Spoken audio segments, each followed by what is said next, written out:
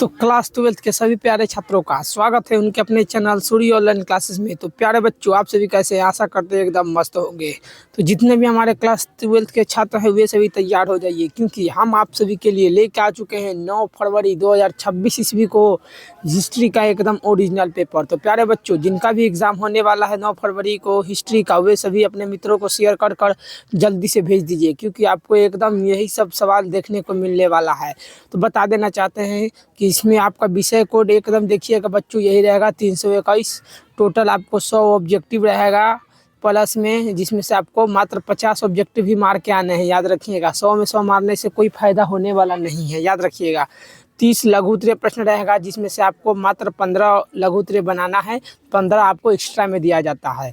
8 दीर्घ उत्तरीय रहेगा, जिसमें से आपको बच्चों कितना, तो 4 दीर्घ उत्तरीय बना के आना है एकदम। तो इसलिए आप सभी को इतना ज़्यादा सवाल है, तो आपको क्या करना है, आपको स्पीड और समय दोनों को देखते हुए अपने परीक्षा को देना है एकदम। तो चलिए हम आपको बता देते हैं कि आखिर में इस हिस्ट्री की एग्ज़ाम में कौन से ऑब्जेक्टिव सवाल आपको एग्ज़ाम में एकदम आएगा तो आएगा।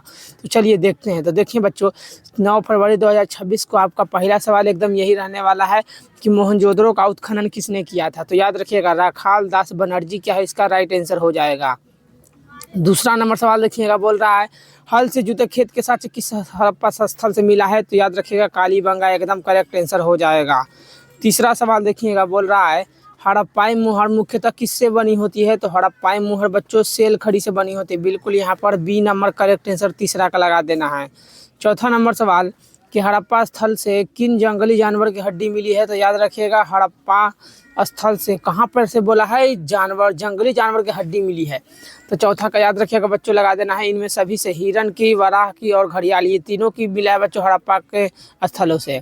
अगला देखिए 5वां नंबर सवाल, एकदम यही सब सवाल रहने वाला है, इसलिए जल्दी से अपने मित्रों को शेयर कर दीजिए। अगर हमारे चैनल पर नए हैं तो चैनल को सब्सक्राइब और वीडियो को लाइक ना करना भूलिएगा। तो देखिए बोल रहा है मनकों में छेद करने के विशेष उपकरण किस स्थल पर मिला है। तो याद रखिएगा, मनका में छेद करने के उपकरण बच्चों हमको चनहुद्रों से मिला है। कहाँ से? चनहुद्रों से मिला है। बिल्कुल एकदम करेक्ट आंसर सी हो जाएगा 5वां का। छठा नंबर सवाल, मेसोपोटामिया के लेख में वर्णित हाजा पक्षी का संबंध किस स्थान से है। तो याद रखिएगा, हाजा पक्षी कहाँ पे मिला था बच्चों मेसोपोटामिया में, तो मेलुहा से मिला था। एकदम ऑप्शन नंबर छठा का बी लगा देना है करेक्ट आंसर।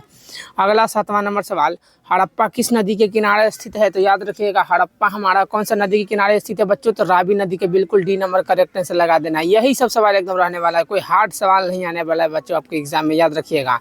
8वां नंबर सवाल, भारतीय पुरातत्व का पिता किसे कहा जाता है। तो याद रखिएगा, भारतीय पुरातत्व का पिता हम लोग किसको कहते हैं, कनिंघम को कहते हैं। बिल्कुल 8वां का ए नंबर सभी को लगा के आना है। 9वां नंबर सवाल कि 1830 के दशक में ब्राह्मणी और खरोष्ठी लिपि का अर्थ किसने निकाला था। तो बिल्कुल एकदम याद रखिएगा, ब्राह्मणी और खरोष्ठी लिपि का अर्थ कौन निकाला है बच्चों 1830 ईस्वी में। तो 9वां का एकदम A number James Prinsep correct answer हो जाने वाला है। कौन है बच्चों, जेम्स प्रिंसप। अगला सवाल 10वां नंबर, प्रयाग प्रशस्ति में समुद्रगुप्त की तुलना किस देवता से की गई है। तो याद रखिएगा, किस देवता से किया गया है प्रयाग प्रशस्ति में समुद्रगुप्त की तुलना, तो वो किया गया है बच्चों, हमारा राइट आंसर हो जाएगा डी नंबर। इनमें से सभी से किया गया है, वरुण से, कुबेर से और इंद्र से। यहाँ पर क्या है, ऑप्शन नंबर बिल्कुल डी करेक्ट आंसर लगा देना है आपको, याद रखिएगा। 11 नंबर सवाल आपका यही रहेगा कि सुदर्शन झील का निर्माण किस काल में हुआ है। तो याद रखिएगा, सुदर्शन झील का निर्माण हमारा किस काल में हुआ है, तो हमारा हुआ है एकदम मौर्य काल में। ऑप्शन नंबर बिल्कुल ए करेक्ट आंसर लगा देना है बच्चों। 12 नंबर सवाल क्या कह रहा है कि तमिल संगम साहित्य में उलवर किसे कहा जाता था। बताइए बच्चों, उलवर किसको कहते हैं। तो 12 का बिल्कुल करेक्ट आंसर बी लगाना है, हलवाहा को क्या कहते थे, उलवर कहते थे। अगला सवाल देखिए 13 नंबर सवाल कि अर्थशास्त्र के लेखक कौन थे। तो याद रखिएगा, अर्थशास्त्र के लेखक हम लोग किसको कहते हैं बच्चों, तो हम लोग कहते हैं कौटिल्य को अर्थशास्त्र के रचयिता कहते हैं। ऑप्शन नंबर बिल्कुल सी करेक्ट आंसर हो जाएगा। 14 नंबर सवाल देखिएगा, धम्म के प्रचार के लिए धम्म महामात्र की नियुक्ति किसने की थी। तो 14 का बिल्कुल एकदम सी नंबर लगा देना है, अशोक ने किया था। अगला सवाल 15 नंबर का है श्रावस्ती किस महाजनपद की राजधानी है। तो 15 का बिल्कुल एकदम बी नंबर कौशल बच्चों क्या है, हमारी श्रावस्ती की महाजनपद की राजधानी है। अगला सवाल 16 नंबर देखिएगा, कनिष्क का राज्यारोहण कब हुआ था। तो कनिष्क का राज्यारोहण बच्चों 78 ईस्वी में हुआ था। याद रखिएगा, इसी समय क्या हुआ था, इसी समय शक संवत की शुरुआत भी हुआ था। शक संवत की शुरुआत हुआ था बच्चों 78 ईस्वी में, याद रखिएगा, शक संवत, ये भी याद कर लीजिएगा। अगला सवाल देखिएगा 17 नंबर, पाणिनि ने किस व्याकरण ग्रंथ की रचना की थी। तो याद रखिएगा 17 का क्या हो जाएगा, बी नंबर बिल्कुल करेक्ट हो जाएगा, अष्टाध्यायी। पाणिनि के द्वारा क्या कौन से पुस्तक का रचना किया गया है? तो अष्टाध्यायी की रचना किया गया है। अगला सवाल 18 नंबर। बच्चों यही सब सवाल एकदम आपको 9 फरवरी को देखने को मिलेगा, इसलिए आप सब पूरा अंत तक जरूर देखिएगा और अपने मित्रों को शेयर करना नहीं भूलिएगा एकदम। 18 नंबर, कुंती ओ निषादी के लेखक कौन है? मतलब ये बच्चों क्या है, पुस्तक है कुंती ओ निषादी, इसके लेखक कौन हो जाएगा हमारा? तो बिल्कुल यहाँ पर देखें बी नंबर करेक्ट होगा, महाश्वेता देवी क्या है इसका राइट आंसर हो जाएगा। तो यहाँ पर 19 नंबर सवाल देखिएगा बच्चों, हिडिंबा किसकी पत्नी थी? हिडिंबा किसकी पत्नी थी? तो हम सब जानते हैं हिडिंबा एक राक्षसी थी, लेकिन वो पत्नी किसकी? तो भीम की पत्नी थी। बिल्कुल यहाँ पर 19 का बी करेक्ट आंसर लगा देना है। 20 नंबर सवाल, पुरुष सूक्त किस वेद का हिस्सा है? याद रखिएगा बच्चों, पुरुष सूक्त हमारा कौन सा वेद का हिस्सा हो जाएगा? ऋग्वेद का हिस्सा हो जाएगा एकदम। ऑप्शन नंबर ए करेक्ट लगा देना है। अगला सवाल 21 नंबर, जरथुस्त्र कहाँ के चिंतक थे? तो जरथुस्त्र बच्चों हमारा कहाँ का चिंतक हो जाएगा? तो याद रख लेना है एकदम ईरान का चिंतक हो जाएगा। ऑप्शन नंबर बिल्कुल 21 का भी आपको ए नंबर लगा के ही आना है। 22 नंबर सवाल, बौद्ध ग्रंथ में हमें कितने संप्रदाय और चिंतन का परंपरा का उल्लेख मिलता है? तो बौद्ध ग्रंथ और में पूछा है संप्रदाय और चिंतन परंपरा। तो बिल्कुल 22 का बच्चों आप सभी को देख लीजिए, यहाँ पर दिया है 12, 24, 32 और 64। अगर आपको पता है तो कमेंट में जरूर से इसका आंसर दे दीजिएगा, नहीं तो देख लीजिए आंसर क्या होने वाला है। तो इसका राइट आंसर हो जाएगा 64, ऑप्शन नंबर डी बिल्कुल करेक्ट होगा बच्चों। अगला देखिए 23 नंबर, बुद्ध की शिक्षाएं किस पिटक में रखी गई है? तो याद रखिएगा बच्चों, बुद्ध की शिक्षा कौन सा पिटक में है?